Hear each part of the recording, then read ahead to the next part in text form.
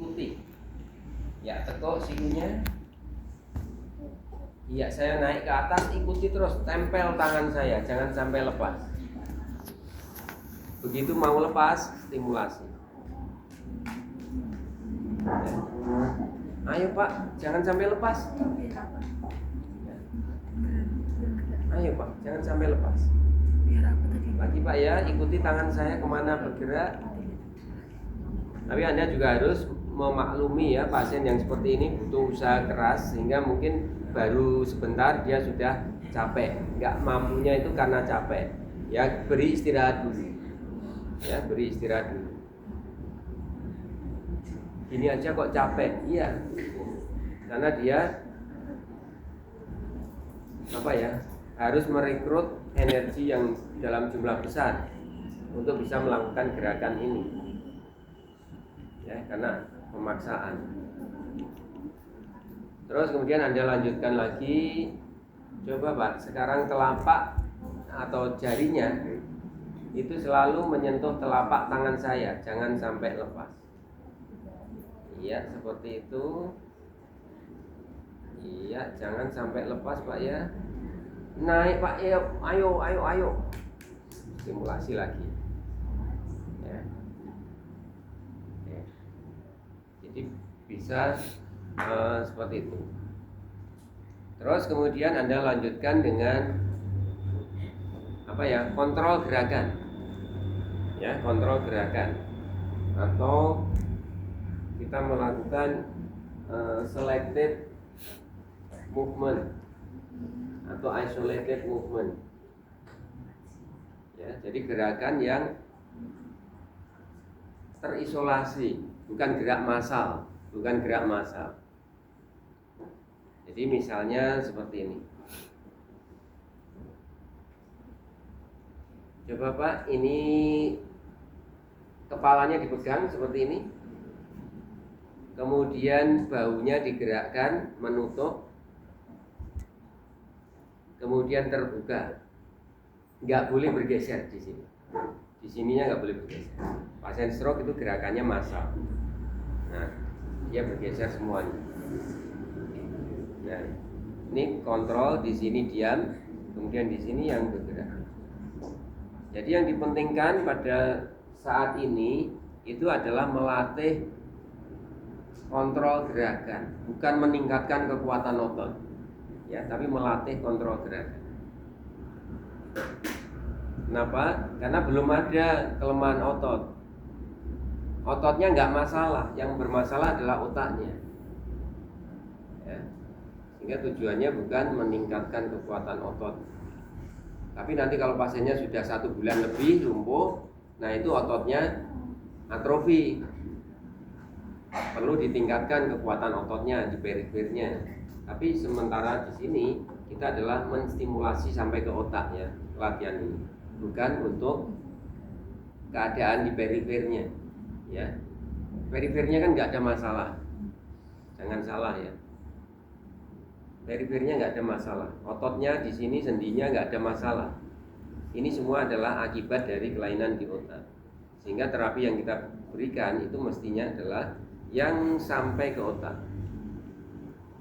Tidak kemudian hanya memperbaiki perifernya. Seperti tadi spastik ya. Ada yang memperbaiki perifernya. Kita menganggap seperti spasme atau seperti kejang, kram ya. Boleh. Tapi sebagian besar tadi yang kita lakukan itu adalah sampai ke otaknya ya. Tidak hanya di perifer. Kadang-kadang pasien bertanya ya, Pak, saya itu yang mengalami kelainan itu di otak, kok yang bermasalah tangan dan kaki saya ya.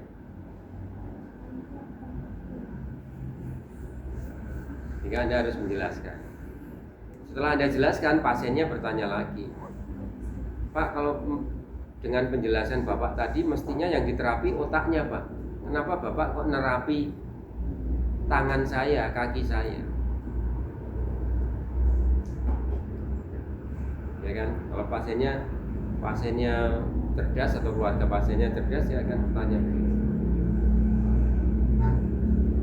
Ya, ini saya melatih memang di anggota gerak, tapi latihan di sini bukan untuk memperbaiki di perifer, tapi latihan ini akan dibawa sampai ke otak.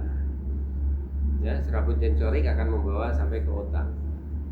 Dan kemudian gerakan yang saya inginkan di sini itu adalah gerak-gerak yang terkoordinasi, yang membutuhkan kontrol dari otak, bukan dari perifer, bukan dari kekuatannya. Ya, Anda bisa menjawab seperti itu. Terus kemudian setelah ini yang bergerak, sekarang ganti ini diam, ini yang bergerak. Ya, nggak boleh gerakannya massal, gerakannya hanya begini. Ya. Nah, pasien stroke itu sulit melakukan gerakan yang seperti itu, sulit. Nah, makanya kemudian kita latihkan. Terus kemudian Anda juga bisa melatih koordinasi gerakan, misalnya memegang bau, memegang telinga, memegang hidung, memegang bau sisi yang sama, ya, dan seterusnya. Anda bisa menambah kesulitan dengan cara, misalnya, Pak, gerakannya seperti orang tepuk tangan itu, Pak, ya, seperti ini, terus ini, ya. Nah, ini gini, Bapak pegang dahi, kembali, pegang bau, kembali, pegang hidung, kembali, pegang bau sini, kembali. Lakukan, Pak. Kalau pasiennya ada gangguan kognitif, dia mengalami kesulitan. Ini sekaligus melatih kognitif. Anda suruh berhitung. Ini dipegang 3 kali, di sini 3 kali, di sini 3 kali. Anda melatih kognitifnya untuk mengingat dan berhitung. Jadi tidak sekedar melatih motoriknya. Nah, seperti itu baik, ya, jadi melatih atensi, konsentrasi, kognitif, memori sekaligus.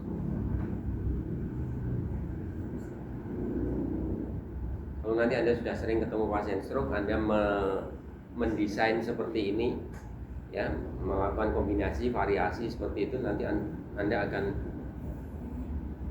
mahir. Apakah semuanya yang bisa dilakukan untuk melatih tangan ini sudah saya sampaikan pada kuliah ini? Belum. Variasinya masih banyak sekali. Ya, masih banyak sekali. Makanya saya katakan sejak dari awal kuliah, saya mengajar 1 semester isinya hanya stroke aja, bisa saja nggak cukup. Apalagi kalau sudah ada pasiennya beda-beda, mungkin Anda akan bingung, kok nggak sama Pak ya terapinya antara pasien ini, nggak ada yang sama karena kondisinya nggak sama. Lalu sama-sama lumpuh separuh tapi beda, ada spastik, ada yang tidak ada spastik, ada yang lumpuhnya nilainya 0, ada yang nilai 1, ada nilai 2, ada yang disertai gangguan kognitif, ada yang macam-macam. Oke. Apalagi kira-kira yang bisa dipakai untuk tangan? Saya katakan tidak usah terlalu banyak latihan dalam posisi tidur terlentang. Nanti latihan yang lebih sulit lakukan dalam posisi duduk, misalnya melempar, menangkap, memukul, ya, seperti itu nanti pada posisi duduk aja. Jangan pada posisi tiduran terlentang seperti itu. Ya.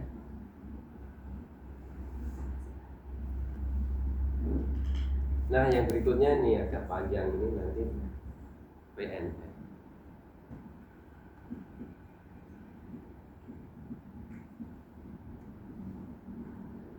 Nah, PNF ini umumnya ya dilakukan dalam posisi tidur terlentang, walaupun sebetulnya bisa dilakukan dalam segala posisi, tapi paling mudah, paling banyak dilakukan dalam posisi tiduran. Nah, PNF itu bisa upper ekstremitas, bisa di kerang, bisa di lower ekstremitas. Bahkan PNF juga bisa dipakai untuk PNF wajah, PNF lidah, PNF untuk berjalan. Tapi kita bahas yang ini ya.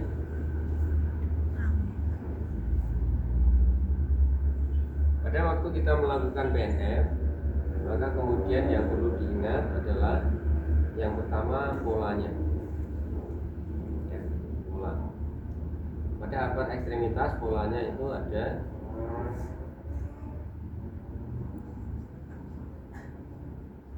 dua yang Anda harus hafal, yaitu Fadek dan Fabek.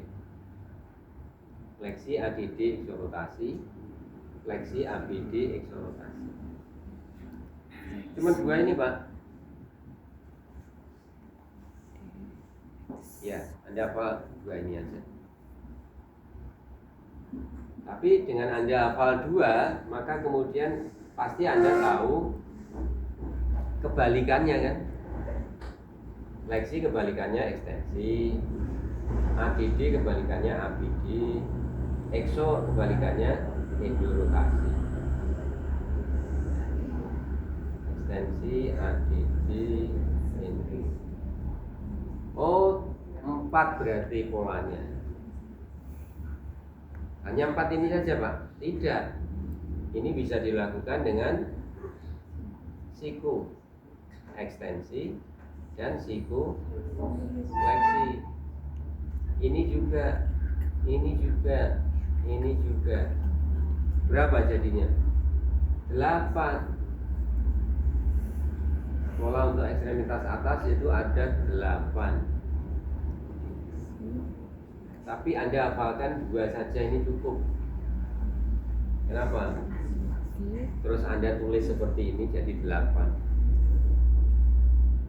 Kalau Anda hafalkan satu persatu, nggak mungkin hafal. Fleksi ADD eksorotasi siku ekstensi, fleksi ADD eksorotasi siku fleksi. Tapi siku ekstensi apa fleksi? Nggak mungkin hafal. Tapi kalau Anda hafalkan 2, Fadek dan Fabek, otomatis hafal 8.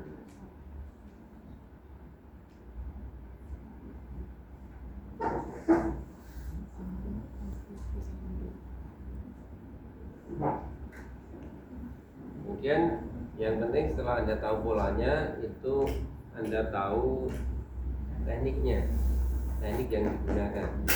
Apakah rhythmical, initiation, apakah rhythmical stabilisasi, apalagi Anda sudah dapat NF, slow reversal, repeated kontraksi,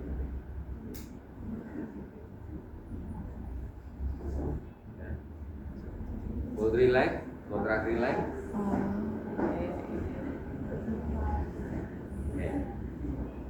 Nah, sekarang kita praktekkan. Pola yang pertama, fleksi ADD eksorotasi. Kalau Anda sudah mau mempraktekkan, itu prosedurnya gimana? Pertama Anda kenali dulu polanya. Fleksi itu begini. Ini itu terjadi pada shoulder ya. Ini pada shoulder ya. Fleksi shoulder itu begini. ADD shoulder itu begini. Kalau dia ADD full itu begini. Tapi kombinasi antara fleksi dan ADD berarti jadi di sini. Dan eksorotasi. Eksorotasi itu adalah ke sana. Berarti di sini. Kebalikannya, ekstensi ABD endorotasi, di sini. Ketemu sudah polanya. Polanya sudah ketemu.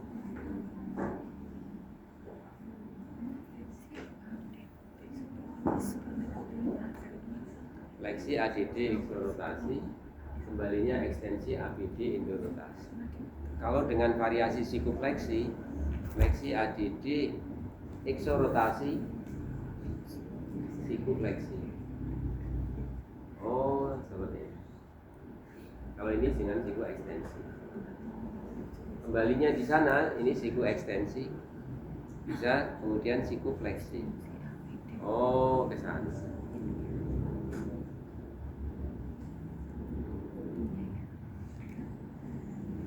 Yang pertama, Anda harus paham polanya. Dan PNF itu mesti polanya diagonal ya. Mesti polanya diagonal. Satu ke sana, nanti berarti yang pabrik itu nanti mesti, dan kebalikannya arahnya mesti ke sana. Ada yang mengatakan ini adalah gerakannya menuju arah jam 1, sedangkan yang di sini menuju arah jam 7. Tahu maksudnya jam 1 dan jam 7? Tahu ya. Jadi kalau jam ditaruh di sini, angka 12-nya di sini, angka 6-nya di sini, angka 3 di sini, angka 9 di sini, maka ini adalah menuju ke jam 1 dan ini jam 7. Pak, mestinya jam 1:30 dan jam 7:30, Pak. Karena ini resultante itu mestinya 45 derajat. Ya, tapi lebih mudah kita mengatakan jam 1 dan jam 7 daripada jam 1:30 dan jam 7:30. 1:30 dan 7:30, kepanjangan. Jam 1 dan jam 7. Setelah Anda tahu polanya, yang kedua Anda mengatur apa? Body position atau body mekanik. Kalau gerakannya ke sana, Anda ya juga mengikuti gerakannya nanti ke sana. Setelah itu kemudian nanti menghadap ke sana. Ya. Tidak boleh Anda kemudian kakinya sejajar bed begini. Ya, terus seperti ini. Sedangkan nanti kalau gerakannya ke sana, pola pabrik yang kedua ini, nanti gerakannya ke sana.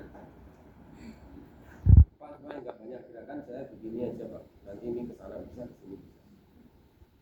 Nggak boleh. Kita harus melakukan dengan benar. Ya, ini namanya body mekanik atau body position.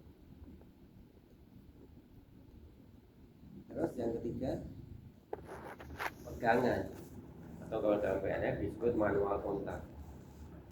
Kenapa manual kontak? Bukan pegangan. Pegangan itu kurang pas.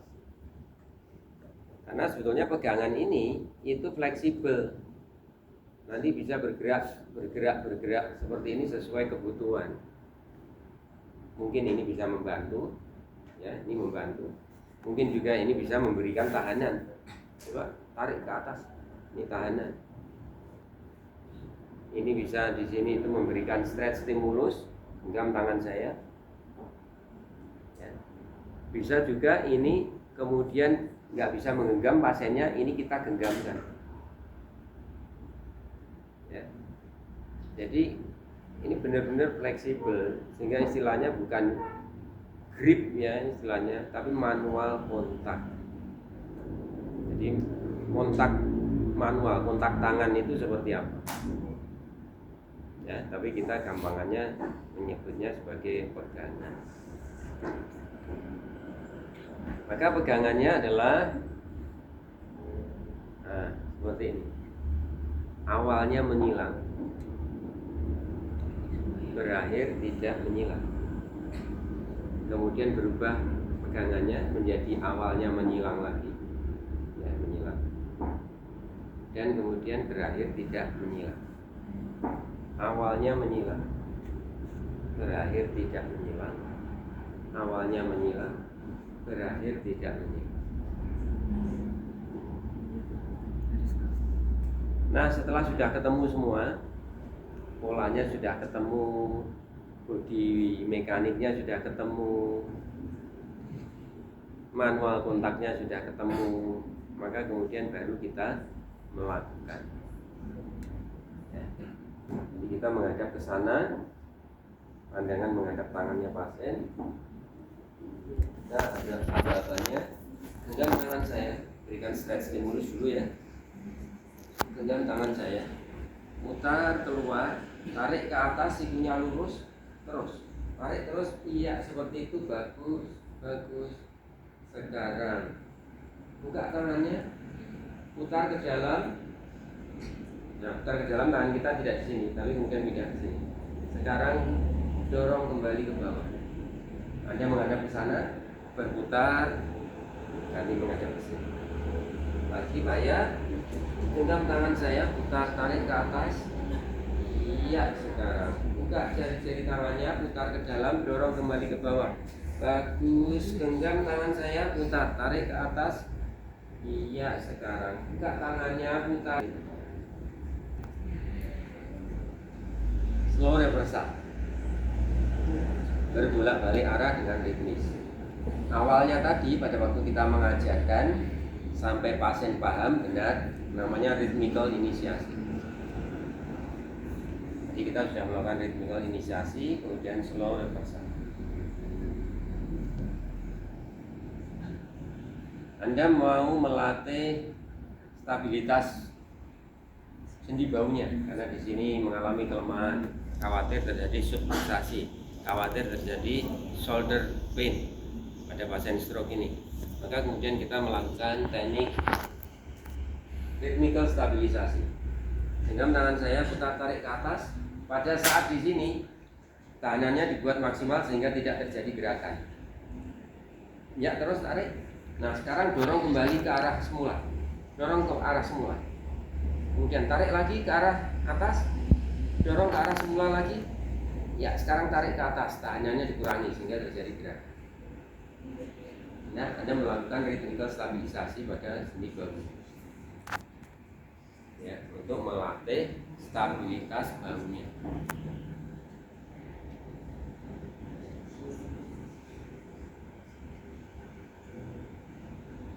Anda mau mengurangi spastisitas, posisinya seperti ini, spastiknya. Maka ini kita anggap spastik ini itu kita anggap posisinya di sini. Berarti ini fleksi, ADD, eksorotasi, sikufleksi. Maka kemudian kita untuk mengurangi spastisitas ini kita lakukan seperti ini. Buka tangannya, buka tangannya, buka tangannya. Iya, sekarang luruskan sikunya. Luruskan sikunya. Luruskan sikunya. Anda melakukan repeated kontraksi ini ya. Luruskan sikunya. Luruskan lagi. Lebih kuat. Sekarang putar ke dalam, dorong ke bawah. Gerakan kembalinya pasif saja. Karena kalau Anda genggam tangan saya, putar tarik, spastiknya nanti akan bertambah. Kita ulangi lagi Pak ya. Nah, seperti ini. Buka tangannya, luruskan sikunya. Ayo, ayo. Anda boleh kombinasi dengan teknik-teknik stimulasi tadi. Iya, putar ke dalam, dorong ke bawah. Jadi kalau ada pasien stroke spastiknya begini, Anda pilih PNF yang seperti ini. Jadi PNF itu selektif nanti menggunakannya, tergantung kebutuhan, tergantung kondisi pasien. Apanya dari pasien yang mau Anda perbaiki? Apakah tadi stabilitas baunya? Apakah mau mengurangi spastisitasnya ini? Apakah Anda mau menguatkan otot tertentu? Misalnya extensor sikunya yang Anda kuatkan ya. Berarti ini tadi ya, repeated kontraksi ini tadi.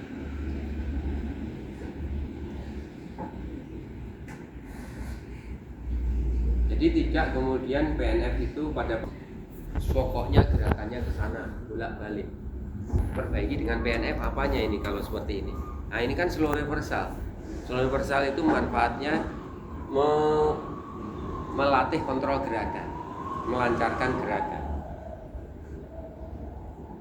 Ya, hanya itu. Kalau PNF-nya kemudian tekniknya slow reversal terus.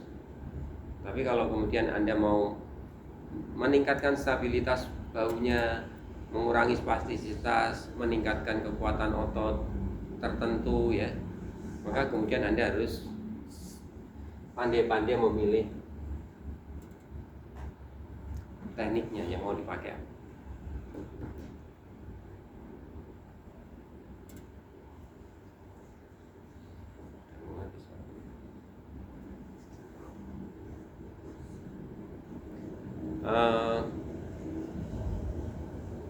Ya, satu lagi, terus nanti selesai kita lanjutkan praktek minggu depan.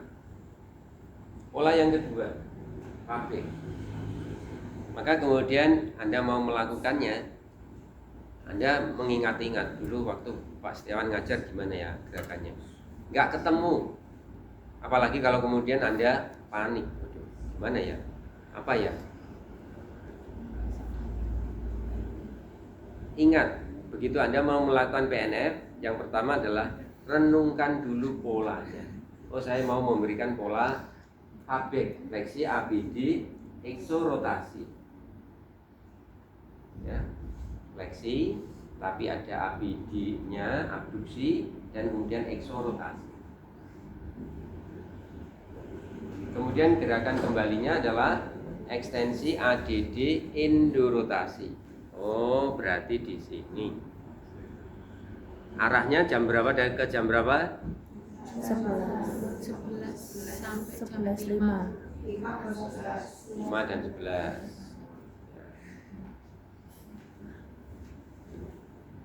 Nah, seperti ini. Begitu polanya sudah ketemu.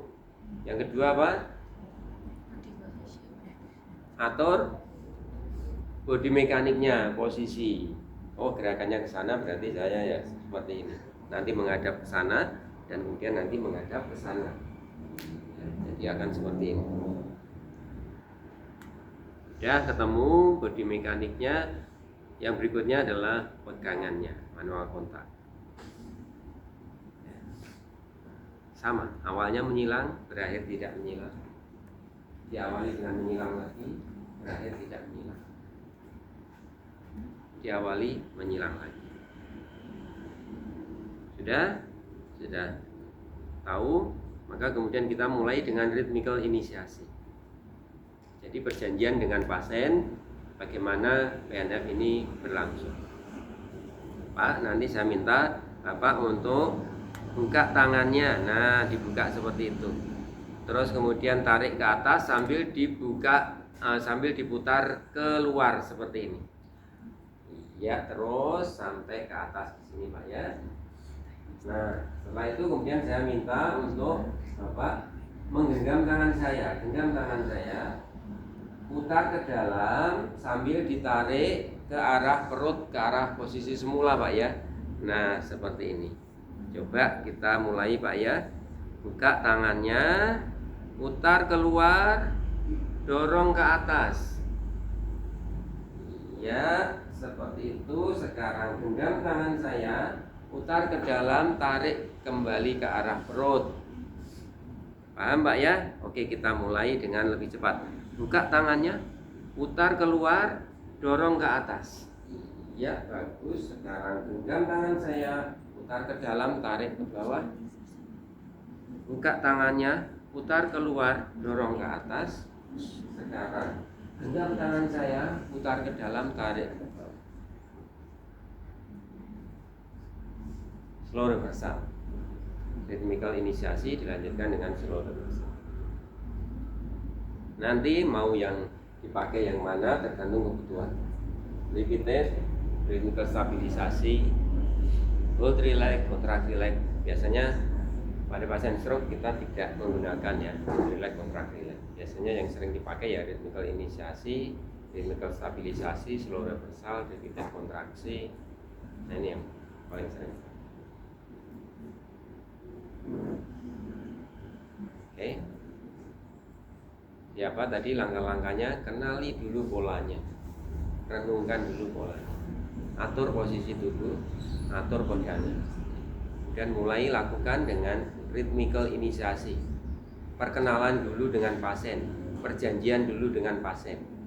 Kalau genggam itu seperti apa? Kalau buka tangannya itu seperti apa? Biasanya pilihannya itu adalah tarik dan dorong, ya, yang dominan nanti. Gerakan yang menuju ke tubuh kita minta atau kita namai tarik, ya. Gerakan yang menjauhi tubuh dorong. Ya, jadi ada alasannya gitu, tidak kemudian di sini tarik, ke sana juga tarik. Nah, nanti pasiennya bingung. Ya, menjauhi tubuh itu dorong, mendekati tubuh itu tarik. Ini juga sama. Mendekati tubuh itu tarik, menjauhi tubuh dorong. Atau mendekati matanya pasien itu kita tarik, mendekati tubuh lah. Tapi boleh juga Anda ini dorong ke sananya tarik, itu boleh juga. Tergantung Anda kesepakatan perjanjian dengan pasien di awal tadi. Tapi umumnya seperti yang saya katakan tadi. Oke, saya kira seperti itu. PNF. Berarti sudah banyak ya latihan dalam posisi tidur terlentang. Katanya hanya 5-10 menit Pak, tapi kok ini banyak sekali. Kan Anda tinggal milih. Sesuaikan dengan kebutuhan, sesuaikan dengan pasiennya. Tidak kemudian diberikan semuanya. Dan kemudian Anda variasi. Hari ini ketemu latihannya ini, besok ketemu latihannya ganti, besok lagi ketemu latihannya ganti lagi. Sehingga keluarga pasien itu jadi bingung, mau meniru nggak bisa, ya. Tapi kalau latihannya sama terus, mungkin keluarga pasien akan mengatakan cukup ini fisioterapinya, mulai minggu depan saya yang latih sendiri, mungkin begitu. Tapi kalau Anda ubah-ubah terus, walaupun tujuannya itu sama ya, tapi kemudian Anda lakukan dengan cara yang berbeda, keluarga pasien nggak akan tahu, nggak akan bisa meniru. Sama juga dengan ini, Pak, ngapain pakai PNF yang sulit begitu, Pak? Nggak sudah pakai passive movement. Kalau mau penguatan ya, nggak sudah seperti ini aja. Mau menguatkan apanya tuh, Pak? Ini ekstensor sikunya kan tadi, Pak, untuk mengurangi spastisitas dan menguatkan ekstensor siku. Nggak sudah begini aja. Luruskan sikunya. Ayo, dorong tangan saya, luruskan sikunya. Ngapain pakai PNF yang seperti ini tadi yang sulit?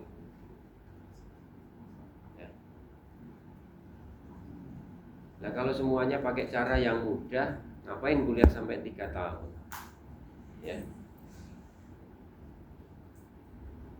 Kemudian keluarga pasien menirunya dengan gampang. Nah, kayak gitu aja saya juga bisa.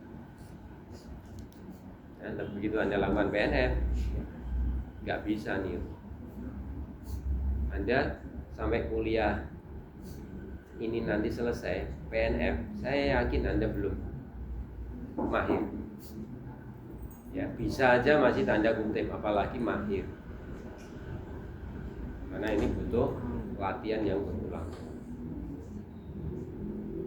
Bahkan banyak mahasiswa itu sudah praktek, nanti begitu disuruh melakukan PNF, nanti kan banyak yang salah. Ya, yang selalu diingat hanya itu, Pak, ya, yang gerakannya gini-gini itu ya. Oke, saya rasa seperti itu dulu pertemuan kita hari ini. Ya, kita sampai mid semester nanti masih topiknya tentang stroke. Ya,